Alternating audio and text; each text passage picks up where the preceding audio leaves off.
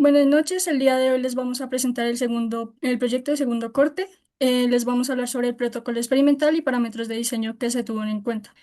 Entonces, ¿qué es el pie caído? El pie caído es como tal un síntoma de un trastorno neuromuscular o una lesión de nervio. Y este por lo general genera una dificultad o incapacidad para levantar el pie, generando un arrastre en la punta del pie. Se tiene un rango de edad de 14 a 88 años donde se presenta el pie caído y es más probable entre los 31 años a 60 y menos probable entre 30 años o menos.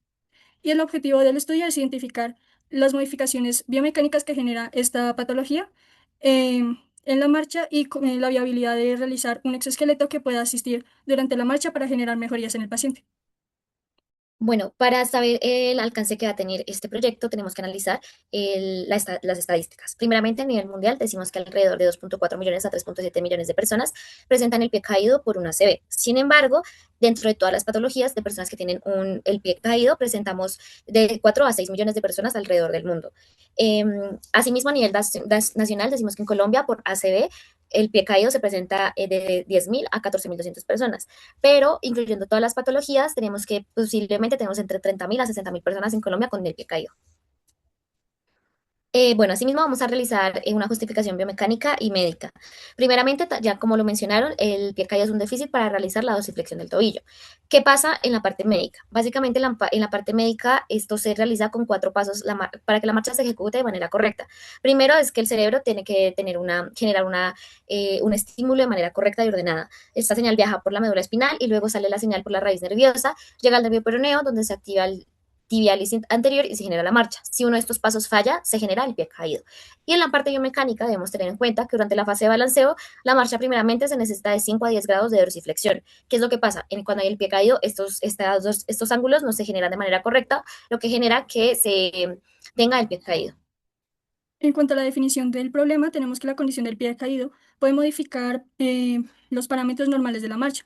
Entonces, si los parámetros no se ven afectados significativamente, se tiene una hipótesis nula y en caso tal, estos se vean afectados como la estabilidad, que los tiempos se reduzcan o aumenten o que los ángulos articulares cambien, se tiene una hipótesis alternativa.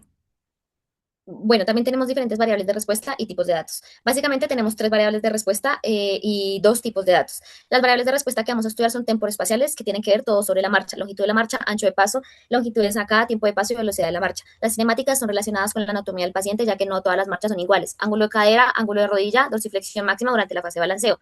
Y las cinéticas son relacionadas con la interacción del sujeto en el espacio, la fuerza de reacción, cómo el sujeto se mueve en el espacio y el momento articular. De estas tenemos los dos tipos de datos obtenidos que estudiaremos, son los temporoespaciales y los cinemáticos.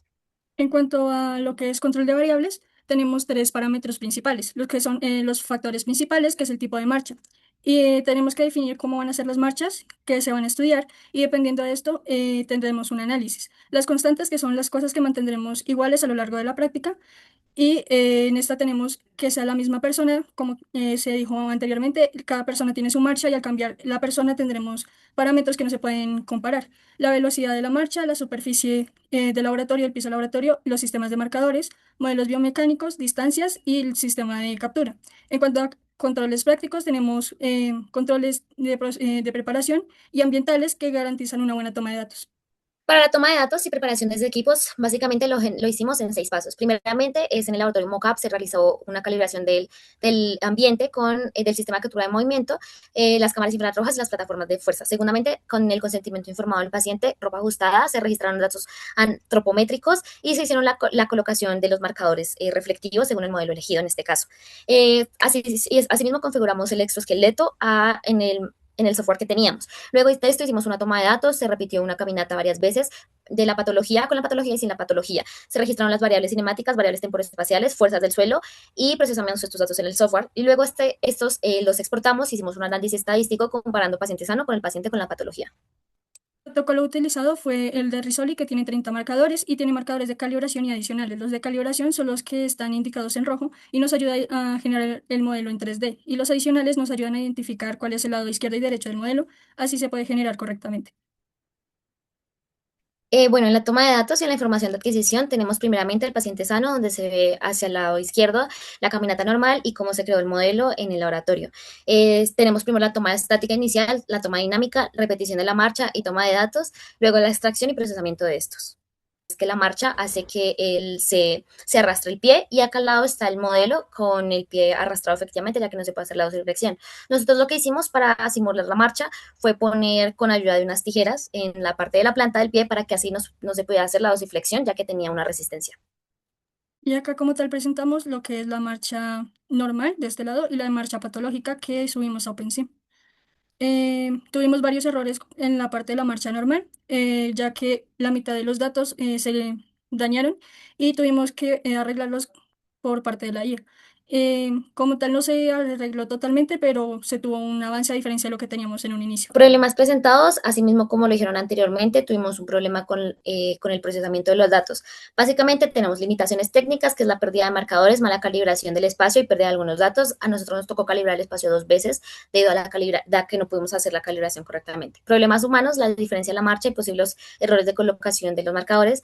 Y problemas metodológicos, tamaño de la muestra limitado, debido a los datos cuando se exportan, dificultad para estandarizar completamente la velocidad y dificultad para exportar los datos. Bueno, ahora tenemos la gráfica de la marcha normal en cadera. Acá podemos ver que obviamente es algo uniforme y que el patrón es cíclico y repetitivo, lo cual es lo que se espera en una marcha fisiológica normal. Acá podemos ver que el movimiento de flexión y extensión de la cadera es normal, lo que está ahí como diciendo es como que la cadera es la que tiene que contribuir al movimiento del miembro inferior y no compensarlo. Bueno, ahora tenemos la gráfica de la cadena de marcha de pie caído. Acá podemos ver que ya es más irregular, que los picos y los valles, bueno, las oscilaciones son como las más bruscas, y acá ya se está viendo que ya es una compensación al pie, ya que biomecánicamente, como el tobillo no pase la dorsiflexión, se tiene que cambiar el movimiento de la cadera como tal, para que ahora esté compensando el movimiento del pie para que en la fase de balanceo este no se arrastre. Acá ya podemos ver el análisis, tenemos en contacto inicial, la respuesta a la carga, el apoyo medio, el apoyo terminal. Tenemos que si la señal es más ruidosa, las oscilaciones tienden a ser mucho más grandes, y todo esto es por la compensación que hace la cadera por la falta de dorsiflexión en el tobillo. En el contacto inicial tenemos pues menos consistencia de flexión, la respuesta a la carga tenemos descenso menos controlado, el apoyo medio más irregular y el apoyo terminal no hay un buen apoyo en el pie. Bueno, pues aquí podemos ver pues, la gráfica de rodilla que pues da correctamente. Síguela. Y pues tenemos pues, la gráfica de rodilla con el pie caído, que principalmente podemos ver que en el contacto inicial, el primer problema que se halla es que no hay un contacto con el talón, sino que el pie recae, cae plano o con el antepié. Entonces esto genera un problema en el tibial anterior sin poder controlar el deceso. En el apoyo medio también pues se ve que la rodilla pues hiperflexiona entre 20 y 30 grados y pues esto es un movimiento no normal, ya que pues el cuerpo se encarga y pues prioriza levantar el pie del suelo y pues de compensar que no hay dorsiflexión, como se explicó anteriormente. En la parte de despegue de dedos, pues el tibial anterior al estar débil, tampoco puede generar un impulso ni una propulsión adecuada. Pues esto también pues, nos deja ver que es una marcha menos eficiente, pero con más gasto energético. En la parte de la oscilación inicial, pues es una marcha normal. En una marcha normal, como se ve anteriormente, pues va hacia los 60 grados. Pero en esta llega hasta los 20, 22, 26, lo que nos quiere decir pues que la caída de la rodilla tiene que compensar para compensar el trabajo de la rodilla que no se está haciendo correctamente. Y pues en la oscilación media pues aparecen picos, como se ven, sobre todo en el tercer ciclo, pues que aparecen picos pues irregulares en la señal, que pues esto refleja micro oscilaciones que indican contracciones pues del músculo que demuestran el cuerpo intenta de forma voluntaria compensar todo lo anterior. Y pues en la oscilación terminal, pues la rodilla llega hasta o sea, la rodilla llega inestable a esta fase, por lo que tiene más riesgo de caída y pues el pie no se posiciona bien para el siguiente apoyo. Y pues ahí se ve correctamente, o sea, resumidamente, las fases de la marcha, sus ángulos y pues la afectación patológica, que fue lo que dije más resumido.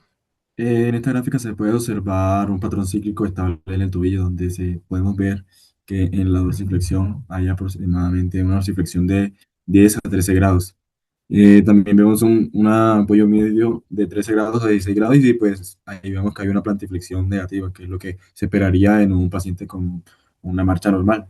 también este comportamiento se ve repetitivo y indica que la marcha fue eficiente y bien controlada. Siguiente, por favor. Esta ya es la gráfica de la marcha con el pie caído. Este es del pie derecho. Pues aquí ya se ve un patrón más irregular, no se ve cíclico, no se ve repetitivo, pero incluso se llegan a ver unos valores de dorsiflexiones mayores a 20 grados y una ausencia de plantiflexión adecuada. Entonces, lo importante aquí es ver que el tobillo se mantiene en dorsiflexión, intentando, como también en las otras tres articulaciones, compensar la ausencia de plantiflexión. Entonces ya aquí podemos ver los valores como tal de cada, de cada fase y la afectación de la que se ve cada fase como tal. Y pues ahí vemos que normalmente en el apoyo terminal debe haber un pico de dorsiflexión y una pérdida de impulso hacia adelante, que fue lo que vimos en la última gráfica. Y pues ahí vemos que en una aproximación debe ser de 5 grados a 7 grados, entonces no hay una plantiflexión como tal, debería ser por lo menos de menos 10 grados. Bueno, principalmente pues tenemos las fuerzas de marcha normal, pues que nos muestran que hay una carga continua y una descarga continua sin afectaciones. Tenemos que eso en la parte de FZ. En la parte de FY pues se muestran unos picos chiquitos que muestran que no hay tanta fuerza para que el cuerpo genera para mantener la estabilidad. Y FY que tampoco se hace mayor fuerza para evitar la caída y que el centro de gravedad pues esté correctamente alineado. En esta pues podemos ver que las fuerzas durante la marcha de concavia pues podemos ver que en FZ tenemos como dos ciclos, en el cual pues esto ya de por sí genera una alteración en la marcha.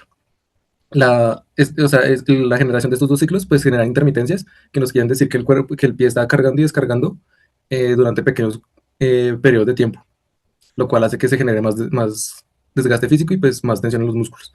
Por la parte de FY podemos ver que llega hasta 130, que ya por sí es un valor bastante anormal, que nos quiere decir que el cuerpo está generando más fuerza para mantener la estabilidad. Y también vemos alteraciones en la fuerza X, que pues, nos quiere decir que el centro de gravedad se está desbalanceando lateralmente, por lo que el cuerpo está haciendo más fuerza para evitar la caída.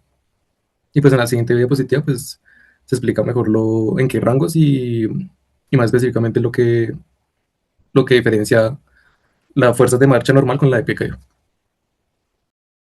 Bueno, ahora nosotros lo tenemos comparado con la literatura. ¿Esto con qué fin?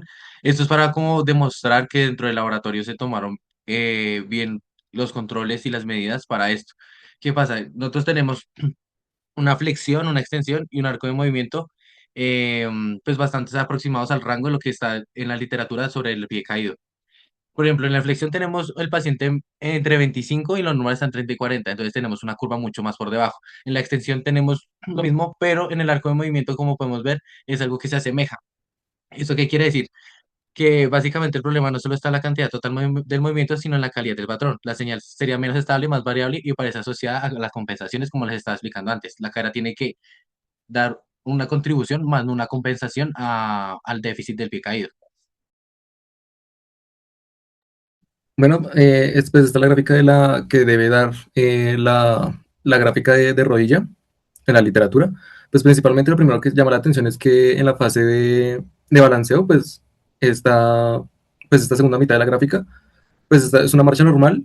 O sea, la marcha normal alcanza entre los 60 y los 70 grados de flexión, pero pues en el paciente cayó, como podemos ver, pues vimos, pues el pico apenas llega entre los 30, entre los 13 grados de rango de movimiento, que es demasiado, o sea, son 4 veces menor a lo esperado. Este rango pues tan reducido pues no quiere decir que el paciente pues apenas puede levantar el pie pues durante la oscilación y de ahí genera la compensación en cadera y en la marcha durante el apoyo medio y despegue de dedos. Ya en esta gráfica del tobillo de cómo debería dar, como en las otras, también comparación con la literatura. Entonces, lo más importante que debemos ver aquí es que la plantiflexión en despegue, o sea, el 70% no se, o sea, que no se aprecia con el push-off, claro. Entonces debería ser normal por lo menos entre menos 15 a 20 grados, incluso hasta menos 10 grados, pero se ve que hay una ausencia de plantiflexión, de propulsión. Entonces este hallazgo cardinal de pie caído, en donde el músculo tibial anterior no genera el control excéntrico necesario en la fase de balanceo. Bueno, ahora con la solución que sería el exoesqueleto, el pie caído, y como sabemos es el problema principal en el que el paciente no logra elevar bien el pie. Entonces, básicamente, ¿qué haría el exoesqueleto? Mejorar el despeje del pie durante el balanceo, reducir el riesgo del tropiezo, disminuir las compensaciones, hacer la marcha más estable. Como es una próstata subactuada, no tendría que mover todo el miembro inferior ni controlar cada articulación. La idea es que solo sea un sistema de asistencia en el tobillo que logre corregir la alteración principal. Bueno, aquí ya tenemos como lo que se va a hacer para obtener el resultado. Básicamente en 6 pasos lo tenemos en la captura de movimiento, que es donde se realiza la captura del movimiento como en el mockup, con las cámaras infrarrojas, las plataformas de fuerza. Bueno, aquí sacamos básicamente definiendo las temporales especiales, lo cinemático, lo cinético, como los ángulos, la velocidad, la longitud. En el segundo paso podemos hacer la identificación del problema biomecánico, que es para mirar cómo es la marcha con el pie caído a partir de la comparación para que se identifique la fase de la marcha que aparece más alterada. El diseño del esqueleto pues va a ser en una estructura liviana, un sistema de sujeción a la pierna y pie, un mecanismo que ayude a levantar pues el antepié. Tiene que haber una sincronización con la marcha, ya que pues la idea es que se esté sincronizado con la marcha, que no se activa, ayuda a levantar el tobillo, todo eso. La validez de ser experimental, que es básicamente después de hacer toda la prueba con la captura de movimiento, pero ahora vamos a comparar la marcha sin la asistencia y con asistencia. Eso ya teniendo como un protocolo de toma de datos donde se contemplen las caminatas con el esqueleto y todo eso. ¿Puedes seguir, por favor? Bueno, entonces ahora para el criterio de mejora, que sería como la última parte dentro del exoesqueleto para la solución, sería que el exoesqueleto funcione si logra, digamos, ciertos objetivos, como sería reducir el arrastre del pie, volver más regular la señal de tobillo, disminuir compensaciones en caer y la rodilla, mejorar el patrón de las fuerzas y acercar la marcha del paciente a la referencia con la literatura o el patrón sano. Como les explicamos antes, con la literatura y con las gráficas, la idea es que la cadera, rodilla y tobillos sean un complemento para que la marcha se dé correctamente desde el miembro inferior y que no sean una compensación y así afectando como su marcha fisiológica normal. La solución propuesta del proyecto actuado del tobillo es que ayude a la dorsiflexión en la fase de balanceo. La idea es que al levantar mejor el antepié se reduzca el arrastre del pie, disminuyan así las compensaciones en la cadera y la rodilla y mejore la estabilidad de la marcha. Para desarrollarlo primero tendremos que analizar la marcha con la captura de movimiento y las plataformas de fuerza, como ya les había comentado, y ya con esto se vuelve a hacer lo mismo cuando ya esté el exoesqueleto montado y pues se lo pondría al paciente con la patología y ya con esto pues podríamos mirar cómo está funcionando el exoesqueleto a comparación de una marcha normal, una marcha con patología y la marcha ya con la patología, pero con la solución del exoesqueleto. Eh, pues bueno, ya pues para las conclusiones pues tenemos que pues el pie caído es algo que se está afectando, ya que esto que está haciendo es básicamente hacer como una deformación dentro de lo que ya es la cadera del tobillo, ya que se está básicamente el cuerpo adaptando y comiendo su mecanismo de cómo funciona para poder así dar una ayuda para que cuando estemos en la caminata, un paciente normal no esté arrastrando el pie. Estamos viendo que pues se puede dar una solución que pues obviamente pues es muy largo, toca obviamente comenzar a poner los valores adecuados para las soluciones. Pues obviamente tenemos que tener, como ya lo habíamos dicho antes, un protocolo, tenemos que seguir un reglamento pues, ético para cada paciente.